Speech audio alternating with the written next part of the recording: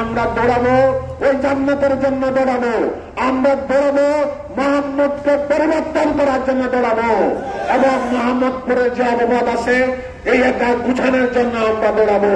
সেই আগস্টের পর থেকেই এই পর্যন্ত আমরা বাংলাদেশকে বিশ্বের মানচিত্রে পরিচিত করানোর জন্য সমস্ত ধরনের বক্তব্য আমরা দিয়ে আসছি। আগামীর 26শে নির্বাচন বাংলাদেশ জামাত ইসলামী একটি পরিবর্তনশীল বাংলাদেশ চায়। তার লক্ষ্যে ইতিমধ্যে আমরা 300 আসনে প্রার্থী ঘোষণা করে সারা দেশে জনমানুষের মনে আমরা একটা আস্থা স্থাপন করতে পেরেছি। আলহামদুলিল্লাহ, মানুষ মনে করে একটি স্থিতিশীল বাংলাদেশ, সমৃদ্ধশালী বাংলাদেশ এবং একটি দুর্নীতিহীন বাংলাদেশ, মানবিক একটি বাংলাদেশ, ইসলামী সমাজ ব্যবস্থার একটি বাংলাদেশ বাংলাদেশ জামাত ইসলামীর পক্ষেই তৈরি করা সম্ভব। আপনারা জানেন এই মোহাম্মদপুর নবীন নামে একটি থানা, অথচ সারা বাংলাদেশের সব জায়গায় এই থানার নাম হয়েছে অপরাধ প্রবণ এলাকা। এটাকে ক্রাইম জোন এলাকা বলা হয়। আমরা যখন কোথাও পরিচয় দিতে যাই তখন বলে মোহাম্মদপুরটা ক্রাইম জোন এলাকা।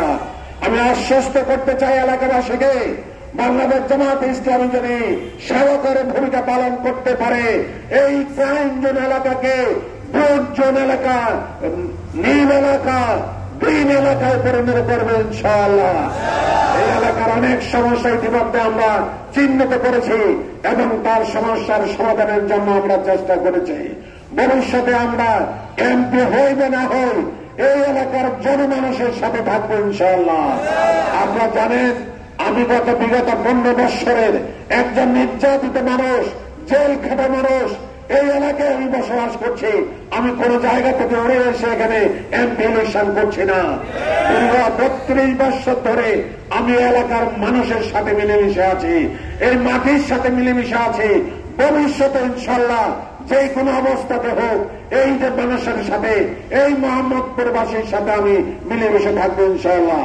যে আয়াতটি দিয়ে শুরু করেছিলাম সে আয়াতের ব্যাখ্যা দিয়ে আমার বক্তব্য শেষ করব।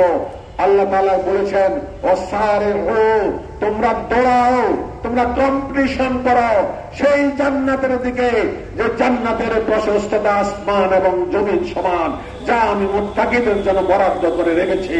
সুতরাং আমরা দৌড়াবো ওই জান্নাতের জন্য দৌড়াবো, আমরা দৌড়াবো মোহাম্মদকে পরিবর্তন করার জন্য দৌড়াবো, এবং মোহাম্মদপুরের যে অববাদ আছে এই একটা গুছানোর জন্য আমরা দৌড়াবো। আমি হুঁশিয়ার করে দিতে